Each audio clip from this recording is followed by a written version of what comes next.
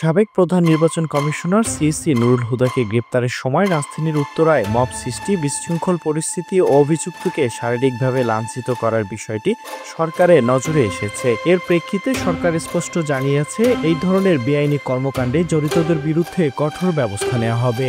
22 June রোববার প্রধান উপদেষ্টার প্রেস উইং থেকে পাঠানো এক বিবৃতিতে এ তথ্য জানানো হয়েছে। বিবৃতিতে সরকার দেশের সব নাগরিকের প্রতি আইন নিজের হাতে তুলে না নেয়ার জন্য জোরালো অনুরোধ জানিয়েছে। অভিযুক্ত সব ব্যক্তির বিচার দেশের আইন মেনেই হবে। বিচারাধীন বিষয়ে আদালতই চূড়ান্ত সিদ্ধান্ত দেবেন বলে বিবৃতিতে উল্লেখ করা হয়েছে।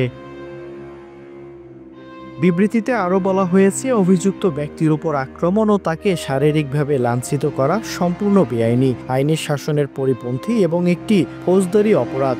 মব সৃষ্টি করে উচ্ছৃঙ্খল পরিস্থিতি সৃষ্টিকারী সবাইকে চিহ্নিত করে আইনশৃঙ্খলা বাহিনী উপযুক্ত ব্যবস্থা গ্রহণ করবে। বিবৃতিতে ন্যায় বিচার প্রতিষ্ঠার সংগ্রামে সব নাগরিককে সহনশীল ভূমিকা পালনের জন্য অনুরোধ করা হয়েছে।